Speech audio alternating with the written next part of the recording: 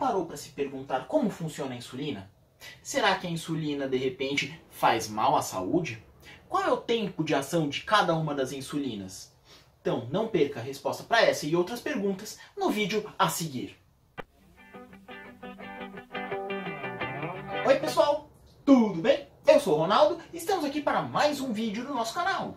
Hoje nós vamos falar da insulina, esse hormônio tão fantástico que até hoje discutem quem foi mais milagroso, se ele ou a penicilina, tudo bem?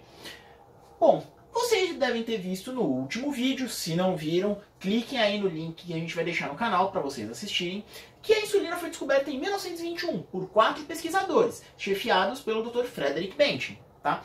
Mas antes de ser um hormônio, antes de ser um remédio, a insulina nada mais é do que um hormônio. E esse hormônio é produzido pelo pâncreas. Tá? O pâncreas é um órgão composto por secreção endócrina e exócrina que fica lateralmente ao duodeno e medialmente ao baço. Enfim, pessoal, o pâncreas é isso aqui. Podem ver, este órgão que fica aqui entre o baço e o duodeno e mais ou menos atrás do estômago. Mas não é em qualquer lugar do pâncreas que a insulina é produzida. Ela é produzida num lugar chamado ilhotas pancreáticas, que são como se fossem conglomerados de células ali no meio daquela quantidade imensa de carne que é o pâncreas. Tá? E nessas células nós temos a célula beta, que é uma célula muito especial, porque ela é que produz a insulina.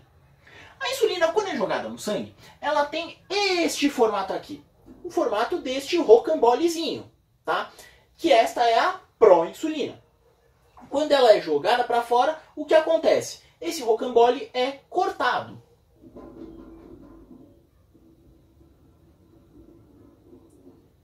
Temos aqui um corte no nosso rocambole. E aí, o que vai sobrar é este peptídeo de conexão. E por ter esse nome, ele é mais famoso pelo nome de peptídeo C. Este é o famoso peptídeo C. E lembra só uma coisa, tudo isso aqui foi secretado pelo nosso próprio corpo, né? Então, uma ótima maneira de você saber se ainda produz insulina é você conseguir dosar o peptídeo C.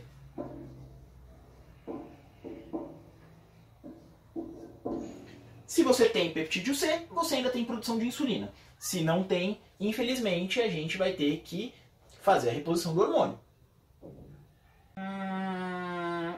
E como a insulina funciona? Então vamos lá. A insulina, esse negocinho azul aqui representado na nossa lousa, ativa o receptor de insulina na célula. Tudo bem? Apenas essa molécula vai ativar esse receptor. E é isso que vai fazer a grande mágica. Tudo bem? Porque este receptor vai mandar um sinal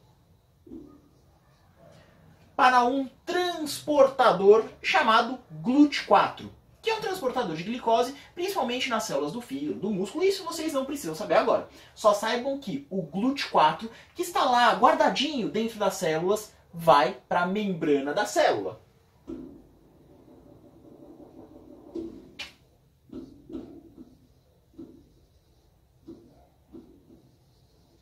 E quando ele vai para a membrana da célula, ele permite que esse monte de glicose acabe passando justamente para dentro da célula, que é onde ela tem que estar.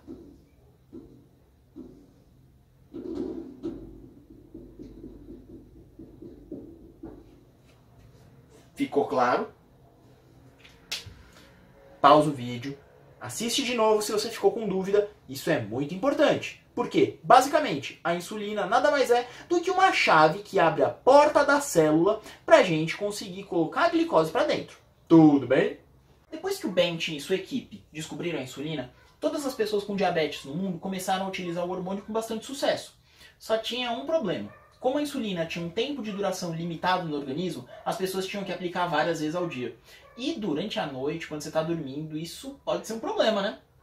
Até que, em 1936, um médico dinamarquês chamado Hans Christian Hagedorn descobriu que se ele misturasse uma substância química chamada protamina na insulina, faria com que ela demorasse mais tempo para sair do organismo, durando mais. O nome dessa nova insulina foi protamina neutra de Hagedorn, hoje na sigla em inglês NPH. nós usamos essa insulina até hoje, né?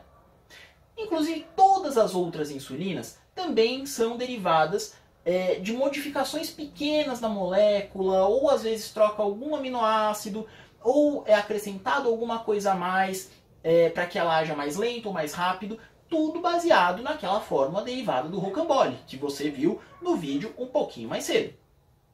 Agora, vamos interpretar gráficos, porque o nosso canal também vai te ensinar as competências do Enem como leitura de gráficos. Vamos falar das diferenças entre início de ação, ou seja, quando que a insulina começa a funcionar, o pico da ação, ou seja, quando a insulina está agindo no máximo dela, e o tempo de duração, ou seja, quanto tempo essa insulina vai durar no seu organismo. Vamos começar então falando da insulina regular, a primeira, aquela que é idêntica à nossa insulina produzida pelo pâncreas. A insulina regular tem o seu início de ação, ou seja, ela começa a agir meia hora depois da aplicação. Ela tem o pico de ação máximo, ou seja, ela está agindo no máximo dela por volta de 2 horas a partir da aplicação. E ela dura no máximo, ou seja, ela tem um tempo máximo de duração, tempo de duração máxima, de 6 horas, às vezes 4 a 6 horas. Isso, em geral, acaba trazendo um pouquinho de hipoglicemia.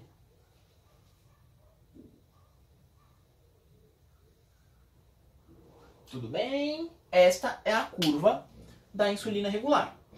Lembrando que isso só vale para aplicação subcutânea.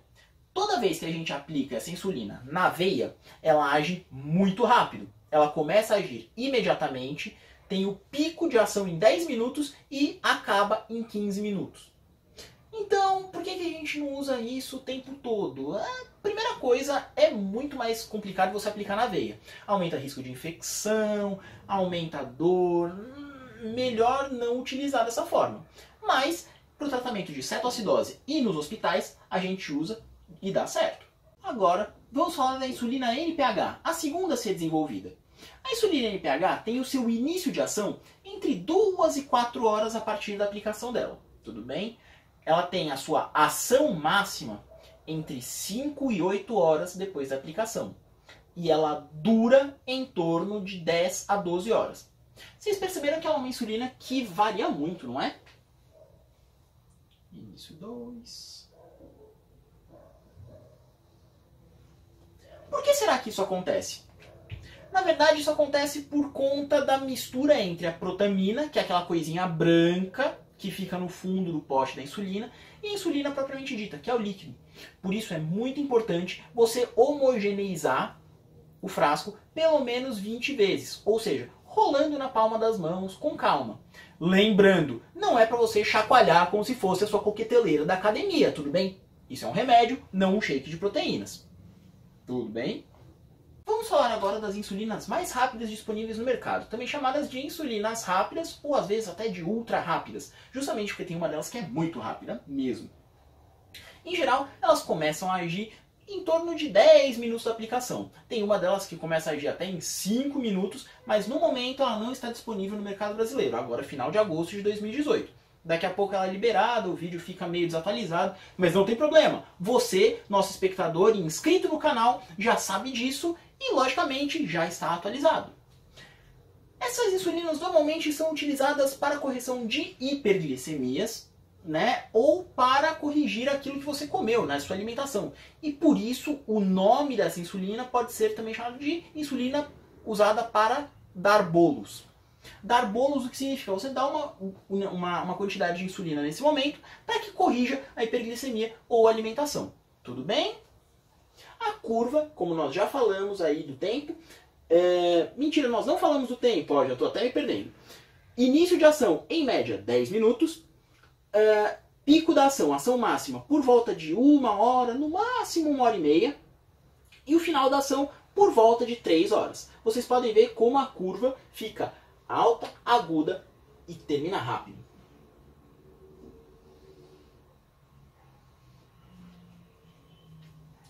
Eis a nossa curvinha. E agora, as insulinas que chegaram por último, justamente porque elas são as mais lentas e por esse motivo recebem o nome de ultralentas, são as insulinas. Isso, olha só como você conseguiu completar até aí de casa, as insulinas ultralentas. Normalmente, elas são utilizadas com a função de basal, ou seja, a função delas não é baixar a glicemia, mas é manter a sua glicemia estável, tá? Normalmente ela é combinada, né, em insulina lenta, ultralenta, com uma insulina rápida para você utilizar nas refeições. Esse é chamado de tratamento de múltiplas doses de injeção, ou MDI, se vocês de repente pegarem algum artigo aí para ler. Tudo bem, acho que é um pouquinho demais para este começo, mas sempre queremos puxar vocês para mais. O início da ação delas, em geral, 45 minutos a 2 horas. Elas não têm pico de ação, tudo bem? Elas normalmente mantêm tudo lento, tranquilo, tudo num patamar, num platô de ação. Isso é que torna elas tão boas para você utilizar na função de basal. E em geral, elas duram 16 horas, às vezes até 42 horas. Aqui, na verdade, cabe uma dica que a nossa leitora Tayanara Gouveia mandou do último vídeo. Inclusive, algumas delas duram mais do que 4 semanas. A Toujeo, que é a insulina glargina mais concentrada, e a Tresiba, que é a insulina degludeca, duram, respectivamente, 6 e 8 semanas. Então, elas duram um pouquinho mais do que as 4 regulamentares. Muito obrigado, Tainara. Inclusive, se você quer ter a chance de aparecer no nosso canal, deixe seu comentário aí que vai que, de repente, no próximo vídeo eu não cito você. Vamos colocar a nossa curva.